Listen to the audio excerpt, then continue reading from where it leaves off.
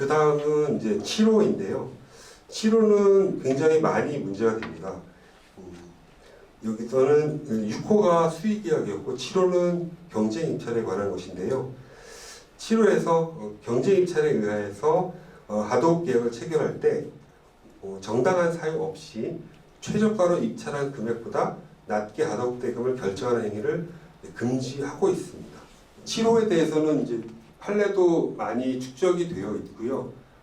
공정위 징결례도 꽤 있습니다.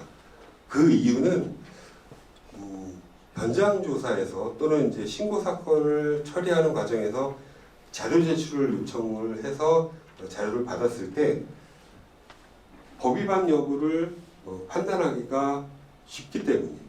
그러니까 이런 표가 있어서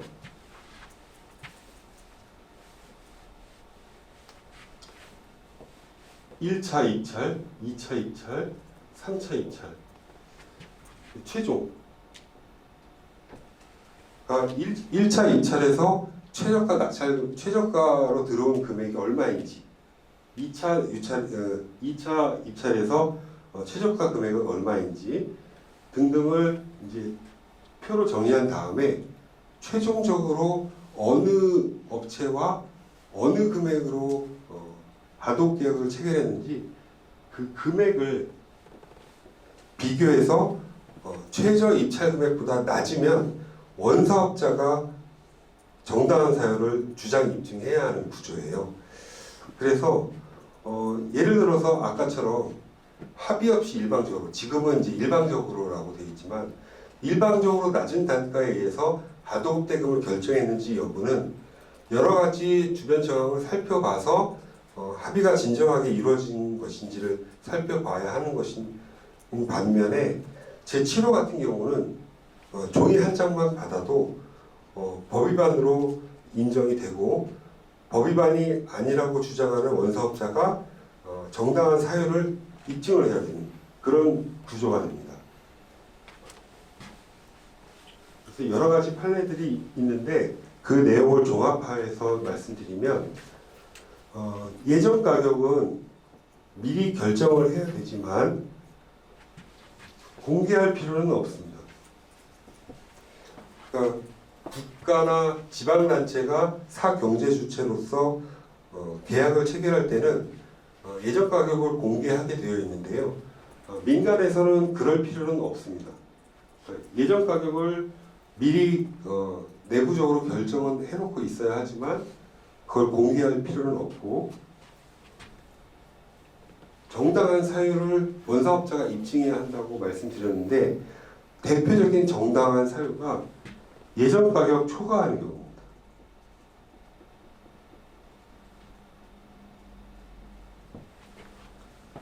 그러니까 아까 1차 입찰, 2차 입찰, 3차 입찰을 말씀드렸는데 입찰을 했는데 최저 입찰 금액이 예전 가격보다 높게 나오면 다시 한번 재입찰이나 추가 입찰을 할 수 있다는 거죠.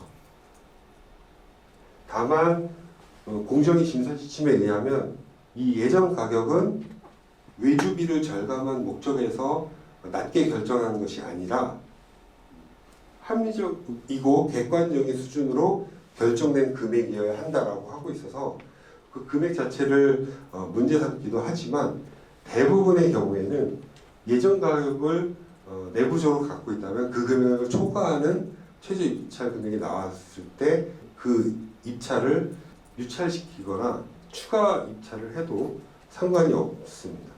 그리고 또 한 가지 알아두시면 좋을 것이 예전 가격을 아까 너무 낮게 결정했을 때의 문제점에 대해서 말씀드렸는데 예전 가격을 예를 들어서 공증을 하거나 기타 이에 준하는 방법으로 나중에 예전 가격이 얼마이었는지를 확인할 수 있도록 해야 한다라고 심사지침은 규정하고 있습니다. 정리하면 입찰에서 최저 금액이 있다 하더라도 그것이 예전 가격을 초과하면 재입찰이나 추가 입찰을 할 수 있습니다. 그 예전 가격은 공개할 필요는 없지만 사전에 결정된 것이어야 하고 공증을 하는 등의 방법으로 나중에라도 확인을 해서 분쟁이 발생하지 않도록 해야 한다는 것이 공정위 입장입니다. 여기서 두 번째 분리 포인트 보시면 최저가 경쟁 입찰에서 입찰 특성상 투찰된 최저 가격대로 하도급 대금이 결정되는 것이 입찰에 부합하고 그러니까 입찰의 목적에 부합하고 특단의 사정이 없는 한 최저 가격 투찰자는 계약자로 투찰 금액은 계약 금액으로 결정되는 것이 정상이다. 이렇게 7호의 입법 취지에 대해서 법원은 판시를 하고 있습니다. 그러니까 입찰에 참여를 했을 때 그 입찰 참여자들은 자기가 제시한 금액이 만약 최저가 금액이라면 그 금액대로 나와 하도급 계약을 체결할 것이다라는 기대 이익을 가지게 되는데 그 기대 이익을 보호할 가치가 있다라는 것이 법원의 입장입니다. 그리고 법원은 정당한 사유에 대해서 일반적인 판단 기준을 제시하고 있는데 공사 현장 여건, 원사업자의 책임으로 돌릴 수 없는 사유 또는 수급사업자의 규칙 사유 이런 것과 같이 최저가로 입찰한 금액보다 낮은 금액으로 하도급 대금을 결정할 객관적이고 합리적인 사유를 의미하고요. 이에 대해서는 원사업자가 주장 증명 책임을 부담합니다. 사례를 직접 보시겠습니다. 원사업자인 원고가 2006년 4월 18일 외주비를 절감하기 위해서 최저 입찰가가 자체 편성한 계획공사 원가의 96%인 예정 가격을 초과할 경우에 상위 2개 업체를 대상으로 재입찰한다라고 내부 방침을 정하였고요.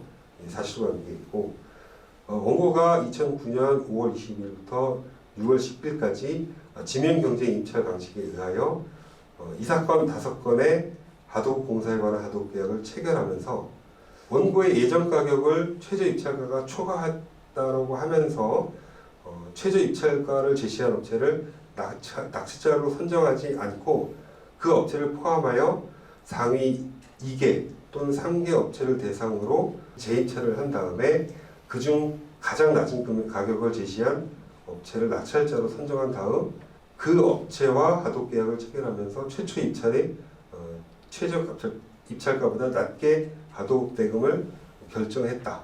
사실관계이고요.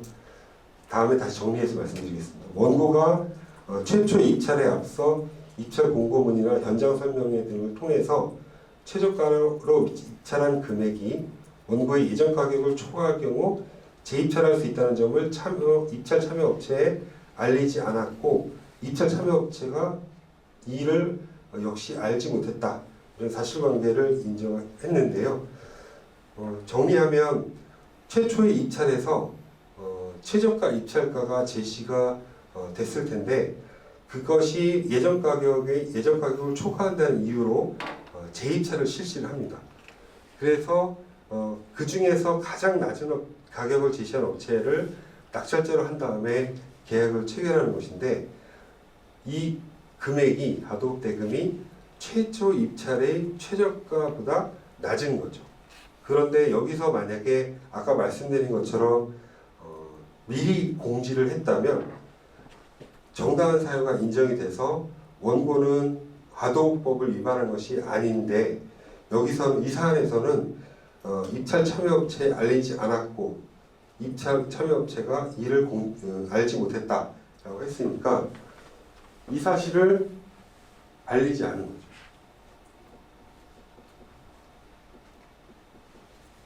반드시 예정 가격을 초과할 경우 재입찰을 할 수 있다는 것을 고지를 할 필요가 있습니다. 판결 내용 보시면 밑줄 친 부분 위주로 말씀드릴게요.